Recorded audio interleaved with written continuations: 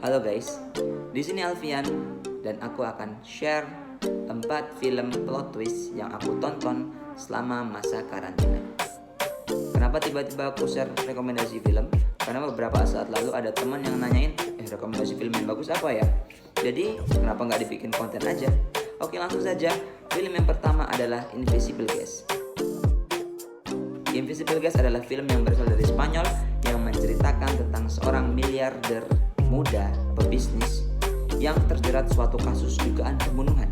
Akhirnya pun dia menyewa seorang lawyer. Filmnya pun cuma hanya berjalan selama di apartemen aja latar belakangnya. Tapi twistnya sungguh sangat tidak terduga. One of my favorite recommended movie for you, this Invisible Guest. Karena apa?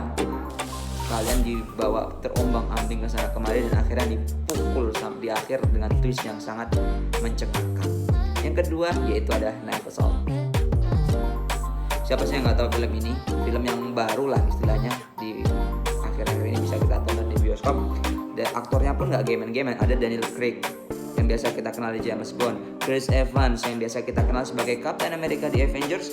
Dia ada di perkasusan keluarga ini. Jadi menceritakan tentang keluarga kaya raya yang mempunyai istilahnya kayak rebutan warisan lah kalau kayak di Indonesia ini, harta gono gini, dan ada pembunuhan di dalamnya.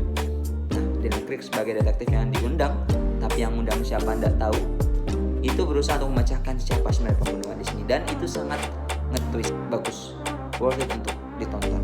Dan film yang ketiga adalah film Gone Girl. Gone Girl ini juga salah satu film favorit saya karena ada aktor favorit saya juga, yaitu Ben Affleck. Ini film ini menceritakan tentang seorang pasangan suami istri yang dimana si istri ini hilang entah kemana. Namanya juga di filmnya Gone Girl. Kalau Gone Boy yang hilang cowoknya, ya nggak sih? Ya, di film ini menceritakan bagaimana seorang upaya seluruh masyarakat ketika saat itu, karena sang istri ini merupakan tokoh cilik yang menjadi idola sebagai banyak anak-anak di zaman itu.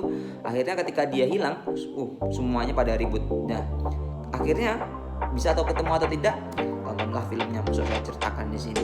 Pokoknya filmnya juga really worth it untuk dilihat karena banyak sekali hal-hal yang membuat kita geleng-geleng.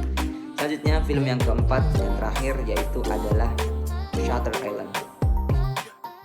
Shutter Island diperankan oleh tokoh utamanya paling menonjol adalah Leonardo DiCaprio dan aja Mark Ruffalo. Leonardo DiCaprio kita mungkin pasti tahu di film-filmnya dia kayak di Titanic. Kalau Mark Ruffalo kita tahu dia sebagai Hulk di Avengers juga. Ya, film ini menceritakan tentang dua orang apa itu kok dalam bahasanya kayak intelijen Amerika untuk datang ke sebuah pulau untuk menyelidiki sebuah kasus tentang panti rehabilitasi para mantan narapidana. Nah, tapi setelah mereka menyelidiki tentang kasus tersebut, terkuaklah sebuah rahasia yang besar dan sampai sekarang pun masih menjadi perdebatan di dunia maya. Itu sebenarnya akhirnya kayak gini atau kayak gini sih? Agak berat sih filmnya untuk ditonton, tapi ya kalau teman-teman tertarik dan suka aktornya apalagi, silakan dicoba.